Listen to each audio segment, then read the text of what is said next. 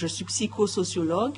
Je travaille sur le champ de la psychologie sociale, la psychologie des personnes, mais je travaille également sur la sociologie et je m'intéresse particulièrement à l'orientation, puisqu'en fait je suis rattachée à un cercle de recherche en métropole, une association qui s'appelle Trouver Créer, qui travaille depuis plusieurs années sur la question de l'orientation, qui a toute sa légitimité aujourd'hui, puisque nous parlons d'orientation tout au long de la vie, l'orientation scolaire et professionnelle, et surtout dans cette société incertaine et cette société également de crise, la question du renouvellement, la question de l'interrogation de soi, de se demander effectivement le savoir devenir dans cette société, qu'est-ce qu'il en est pour nos jeunes, pour les adultes, la reconversion professionnelle, ce sont des termes qu'on entend tous les jours autour de nous, avec les amis, la famille, on se remet en question. Donc la question de l'orientation est à l'ordre du jour plus que jamais. Alors justement, Mme, comme moi j'avais entendu parler de vous notamment concernant l'accompagnement que vous apportez aux jeunes qui doivent faire des études, qui ne savent pas dans quelle branche ils peuvent y aller. Et ça, c'est vrai que vous pouvez apporter des conseils et un accompagnement pour ces jeunes. Oui, en effet, puisqu'en fait, j'ai passé plusieurs années à travailler en mission locale, puisqu'en fait, ce sont des jeunes âgés entre 16 et 25 ans qui sortent du circuit scolaire, très souvent sans diplôme pour certains ou diplômés pour d'autres, mais on a constaté après une étude de 900 jeunes sur la Guadeloupe, Martinique et Guyane, on a constaté qu'effectivement qu'il y avait un réel problème d'orientation. Les jeunes ont des facultés, les jeunes effectivement ont on va dire des capacités, sauf que au moment du choix, la question qui se pose à eux, surtout à un âge aussi jeune, la question du choix est toujours difficile, puisqu'en fait le choix demande de faire un renoncement sur certaines choses et de pouvoir effectivement mettre l'accent sur autre chose. Donc il demande une certaine maturité. Donc la question de l'orientation se pose véritablement à nous, puisque les jeunes sont souvent perdus, qui ne savent pas trop ce qu'ils veulent faire, ils ne savent pas effectivement quoi choisir dans ce foisonnement de documents qu'on met à leur disposition, et que effectivement, on se pose effectivement comment accompagner ces jeunes, quoi leur donner, sur quoi se baser pour qu'ils puissent effectivement faire un choix adapté. Alors justement, concrètement, comment ça se passe? Un jeune aujourd'hui qui est à la recherche d'une orientation, et notamment les parents aussi sont quelquefois déboussolés. Comment ça se passe? Alors, il faut savoir qu'effectivement, en matière de recherche et de projet action, il y a un cadre de référence théorique qui demande de porter une réflexion avant d'arriver à faire une proposition d'accompagnement. Particulièrement quand on travaille avec des personnes, on va se dire que c'était délicat, donc c'est important de pouvoir faire une référence théorique par rapport à des travaux qui ont été faits. Donc je travaille particulièrement sur le champ de la psychologie et de la sociologie. Donc j'associe ces deux champs qui permettent effectivement d'avoir une vision assez détaillée, puisque je propose aux jeunes de pouvoir réfléchir d'abord à partir d'un diagnostic psychosocial que je pose avec un outil qui a été conçu par un sociologue et moi-même, avec 13 items sur les dimensions de la vie, et de faire une analyse du récit de vie. C'est-à-dire qu'à partir du moment où on peut recueillir des éléments sur l'histoire de vie de ce jeune, depuis effectivement la relation à ses parents jusqu'au moment où il se présente, on arrive effectivement à dresser une typologie précise de la personne et faire émerger en tout cas ses aptitudes personnelles. On appelle ça chez nous des talents, des dons, des prédispositions. Et donc, à partir de là, on peut effectivement faire un profil disant que le jeune est plus, on va dire, à l'aise dans telle activité, il est intéressé par tel, effectivement, domaine, qu'il a effectivement des prédispositions qui l'amènent à être plus à l'aise dans tel domaine. En tout cas, on arrive à dresser un profil suffisamment précis pour savoir de qui il s'agit.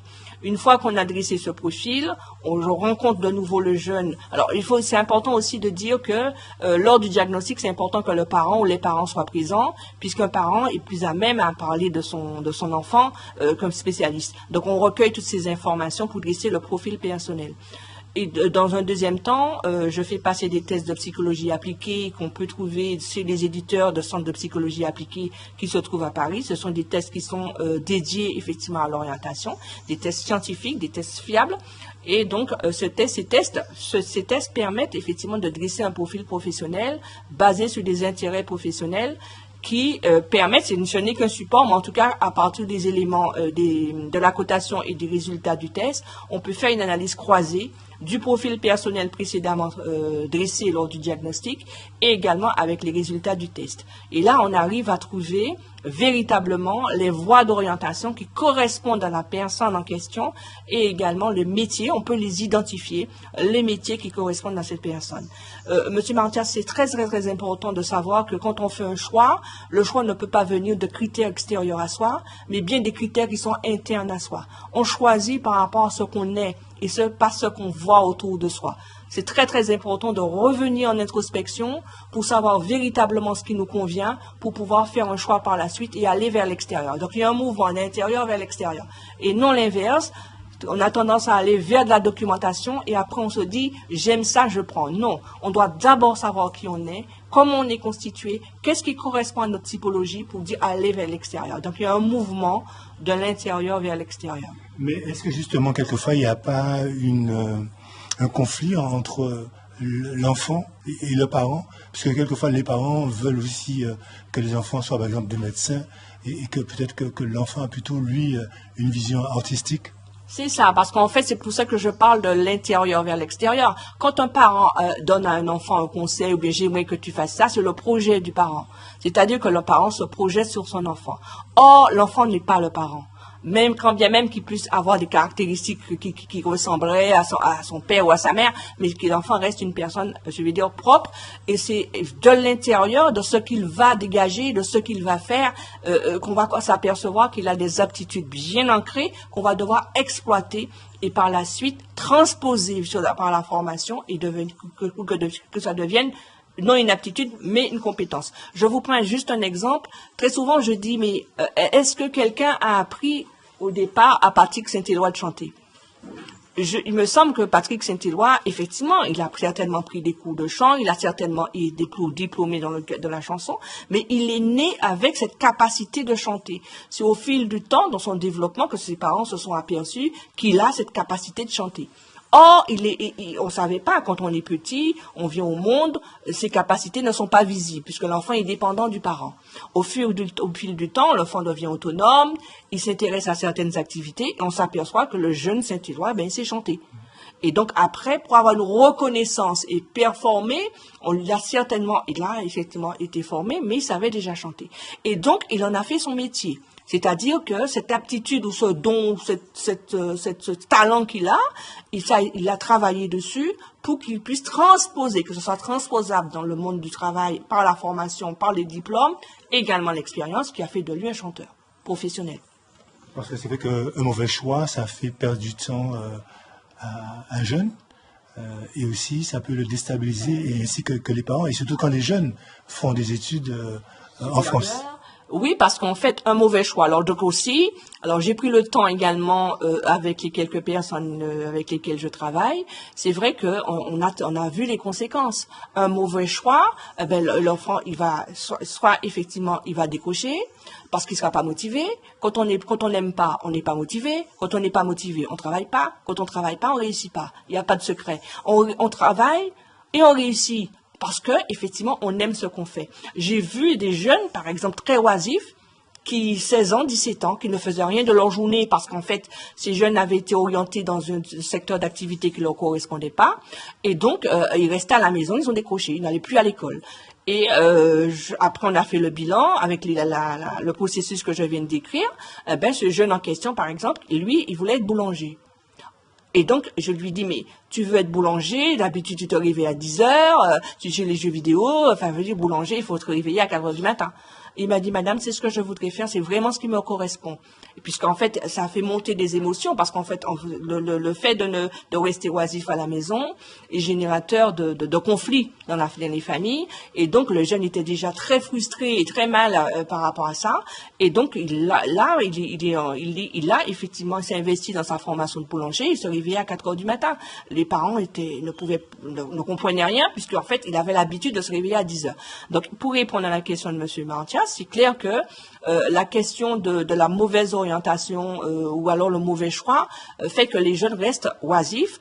Ils sont souvent dans l'immaturité par rapport à ce jeune âge, donc ils vont vers les amis, ils vont effectivement vers d'autres produits dans la délinquance, ça peut être des produits stupéfiants, ça peut être pour pouvoir combler ce manque, parce que vous savez, le fait, quand on a 16 à 25 ans généralement, surtout sous cette tranche d'âge-là, on a une espèce de pulsion qui nous pousse effectivement à aller préparer notre vie future d'adulte, parce qu'on a scindé en fait les stades de développement. Entre 16 et 25 ans, on n'est plus adolescent, on a terminé l'adolescence, donc la personnalité est bien en place. Et après, on n'est pas non plus un adulte. On est un jeune, on dit c'est catégorie des jeunes. Qu'est-ce qui se passe à ce moment-là? Eh bien, c'est à ce moment-là, c'est qui est particulier dans cette tranche d'âge, c'est qu'on réfléchit pour pouvoir préparer sa vie future d'adulte. Généralement, 25 ans, 26 ans, on rentre dans la catégorie des adultes, on a des besoins, on a des attentes, on a envie de faire des choses. Et donc, si on n'a pas préparé cette vie future d'adulte en cherchant, en se stabilisant, en trouvant son métier, c'est clair qu'après, on se retrouve en difficulté. Donc, effectivement, la question, la conséquence voudrait que les jeunes se trouvent oisifs. Et c'est quelquefois des conflits dans les familles, des fugues dans les familles. C'est à ce moment-là qu'ils vont toucher généralement aux produits stupéfiants, à l'alcool, etc. Donc, on voit qu'il y a un décrochage scolaire. On voit aussi qu'il y a des parents qui investissent dans des études supérieures en France ou ailleurs. Et là, c'est une dépense. Effectivement, les études coûtent cher. Les enfants, au bout d'un an, qui disent « je ne peux pas ». J'ai déjà accompagné des jeunes qui étaient en dépression dans des appartements d'étudiants. J'ai déjà vu des jeunes sortir du Canada et revenir. J'ai déjà accompagné des jeunes qui ont validé un doctorat en informatique et qui me disent non, Madame Bacot, c'est la cuisine que j'aime. Voilà, c'est catastrophique quand on se rend compte qu'effectivement ce que ça peut coûter aux parents et ce que ça peut coûter à un jeune en frustration en début de construction, à se dire voilà, j'ai échoué, je suis un sentiment d'échec, etc. Nous aurons bien sûr l'occasion de revenir sur d'autres thématiques, mais pour les parents ou les jeunes qui vous regardent actuellement et qui souhaitent vous contacter, vous êtes joignable à quel numéro de téléphone? Alors, je suis joignable au 06 90 29 40 31. Alors, le cabinet est à la fois en Guadeloupe et en Martinique. Donc, les parents peuvent m'appeler juste pour un conseil, pour une question, une interrogation. Alors, c'est très, très important aussi que vous avez vu que l'orientation, c'est tout au long de l'année, depuis la classe de la 3e, parce qu'il faut choisir également le stage de découverte des métiers. Après, ça devient un peu compliqué pour les parents, pour les élèves qui sont en première. Il faut choisir la spécialité du baccalauréat. Il faut choisir aussi la spécialité du baccalauréat après la classe de première, de terminale. Et après, il faut aller sur une plateforme, on va dire, numérisée Parcoursup, qui demande aussi aux jeunes de pouvoir se positionner, de candidater sur l'ensemble, sur une seule plateforme nationale. Et effectivement, c'est toujours compliqué pour les jeunes de pouvoir choisir s'ils ne savent pas ce qu'ils veulent faire. Donc, ça voudrait dire qu'on choisit de manière arbitraire, et c'est qu'après qu'on se rend compte qu'effectivement, c'est pas ce qui convient, et on se retrouve en difficulté. Voilà.